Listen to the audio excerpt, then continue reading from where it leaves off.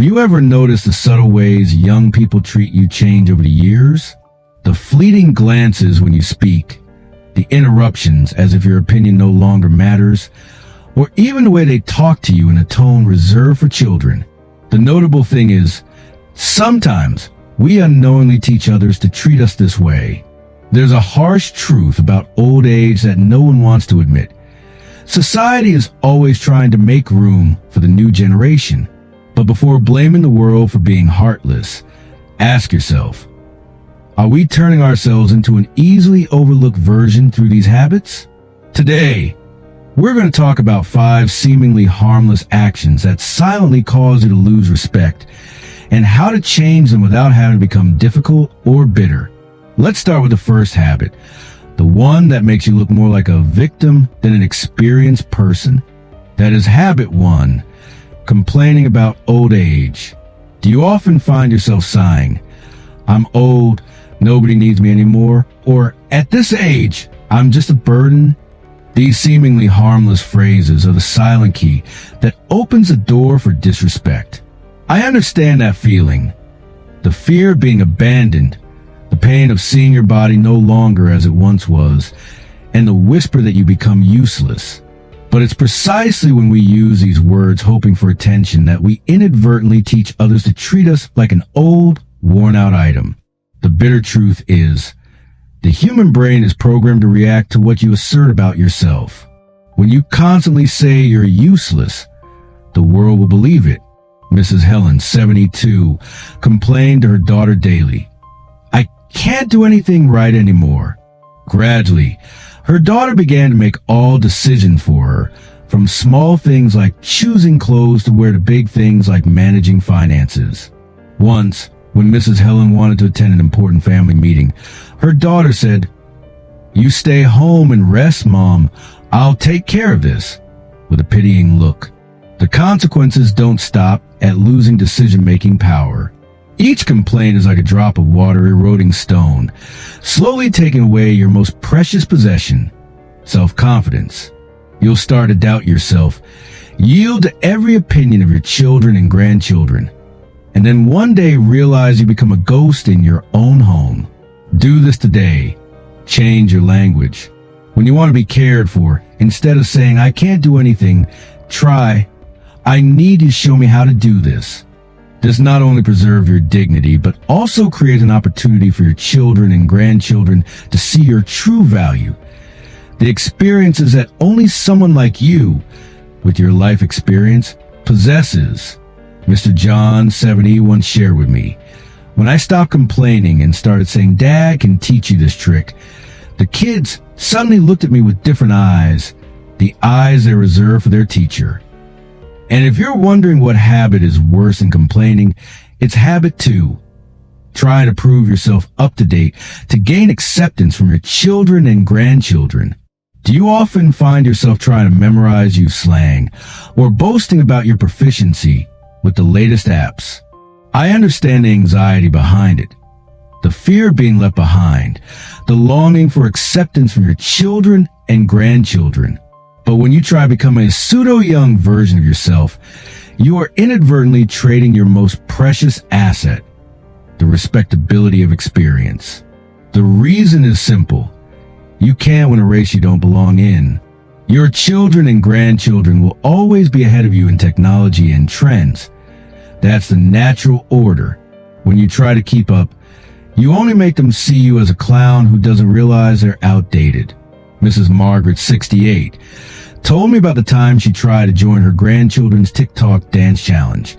They burst out laughing, filmed it, and posted online with the caption, "Grandma's dance is awesome." The sarcastic tone hurt me more than if they had bluntly refused. The consequences of this game are more serious than you think. Every time you try to appear youthful, you're losing the opportunity to be respected for who you truly are.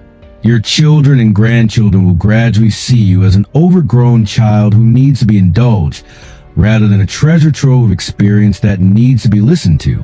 The solution here isn't to give up on new things, but to approach them in a way of an experienced person.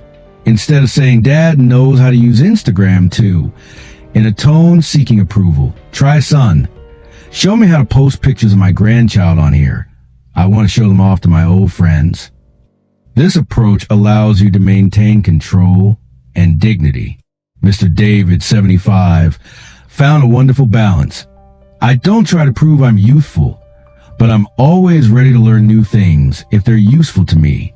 When my grandchildren see me using an iPad to read the news and take notes seriously, they automatically respect me more than when I try to follow trends.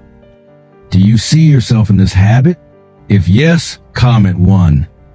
If no, comment 0, so we can move on to the third habit. Not dare to ask for help. This is the most subtle killer of relationships. No, I can do it myself. The catchphrase of so many of us seniors. Do you find yourself frequently refusing help even when your hands are trembling, your legs are weary? I understand the fear behind it. The fear of becoming a burden. The fear of seeing the reluctant look in your children's and grandchildren's eyes, and especially the fear of admitting you're not as healthy as you used to be. But it's this excessive self-reliance that's pushing us into another trap. The trap of loneliness. The truth is, humans connect through healthy dependence. When you constantly refuse help, you're inadvertently building a wall that separates you from your loved ones. Mrs. Susan, 76, struggled alone with arthritis for 5 years, adamant not to let her daughter know, until one day, her daughter found her falling in the bathroom trying to bathe herself. Her voice choked as she recounted, "I didn't expect my pride would make my daughter feel so guilty." She cried, saying, "Why don't you trust me, Mom?" The consequences of this habit are deeper than we imagine. Every time you refuse help, you are depriving your loved ones of the opportunity to care for you, teaching them the habit of not asking about you, turning yourself into a lonely island in the ocean of family. The way to change is simpler than you think. Let others help you in their own way. Instead of saying, "I don't need you to take me to the market," try, "I want to go by myself, but can you take me there and pick me up when I'm done?" This way of speaking both maintains your independence and creates an opportunity for connection. Mr. Robert, 72, skillfully shared, "I told my son, Dad needs you to check these bank procedures for me. I'm not familiar with their apps." Unexpectedly, he was very enthusiastic and even boasted his friends that he was teaching his dad how to use technology. See, sometimes asking for help in the right way is the gift you give to your loved ones, an opportunity for them to show their love. And if you think this habit only affects yourself, wait until you learn about the fourth habit. Interfering excessively in the lives of your children and grandchildren will cause a huge rift in the family. This is truly the delicate balance between love and control.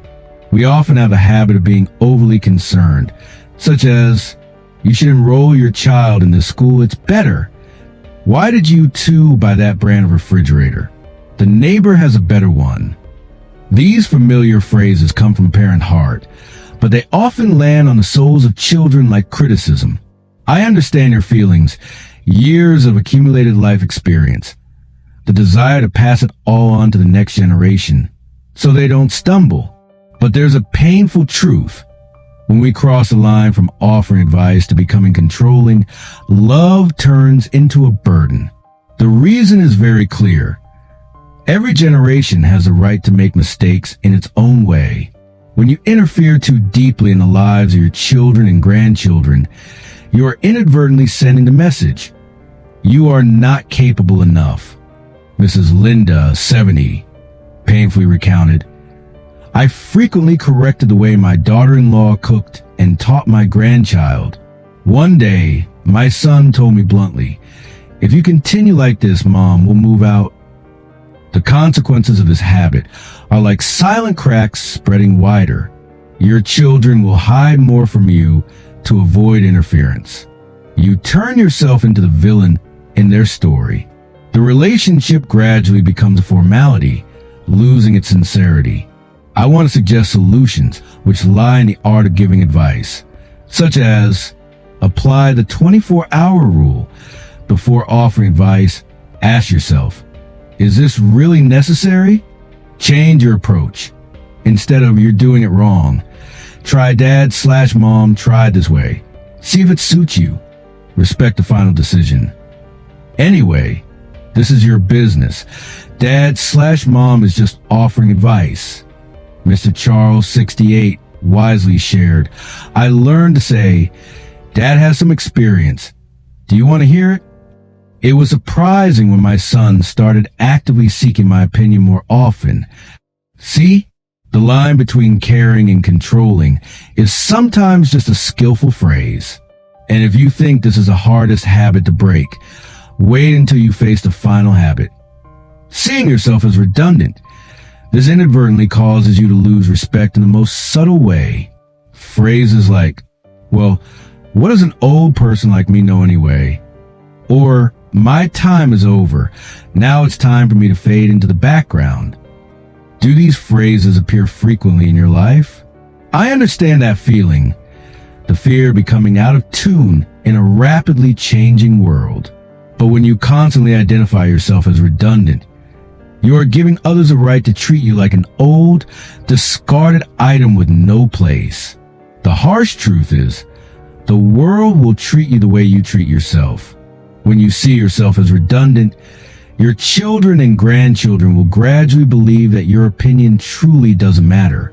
Mrs. Margaret, 73, always said, you don't need to ask for my opinion. Then one day, when the family decided to sell the house she had lived in for 40 years, they only informed her after everything was done. Why is this dangerous? You are erasing your own name from the feast of life. Your children and grandchildren will stop sharing important milestones with you. You inadvertently turn old age into a prison of your own making, without doors. Change this with 3 simple steps. Change your vocabulary. I'm old becomes, I have a different perspective on this issue. Find a new role. Grandma can tell you about the old days instead of remaining silent. Create a habit of affirmation every morning. Look in the mirror and say, I still have value. Mr. Williams, 80, did something miraculous when he started saying, my 80 years of experience tell me, instead of asking for a seat on the bus. He stood tall, and young people automatically offered him their seats. Dignity doesn't lie in age, but in how you bring those years into the present. You see, old age is like a thick diary. Every crumpled page holds lessons that this world desperately needs. Don't lock it away just because you think no one wants to read it anymore. Old age is not a sentence, but a privilege. A privilege to live with all the beauty of experience accumulated over the years. The 5 habits we just analyzed together are not sins, but rather ruts that many of us inadvertently fall into when facing life's changes. Do you recognize the common thread in all these stories? Mrs. Margaret, Mr. Williams, Mrs. Helen.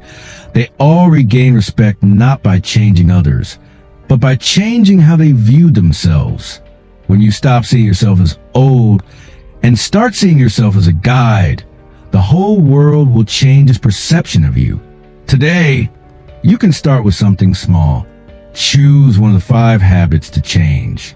Adopt a new phrase to replace the familiar complaint. Share your own story with a peer.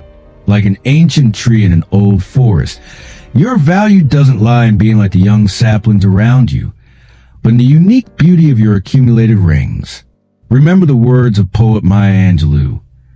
You will never run out of value until you say your own goodbyes to yourself. And this is not the end, but the beginning of a new journey.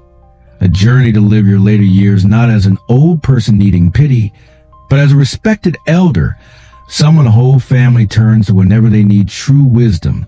You deserve that starting today. If you found today's video meaningful, please like, share, and subscribe to the channel so you don't miss any videos on elderly gems. Thank you very much. See you in the next video.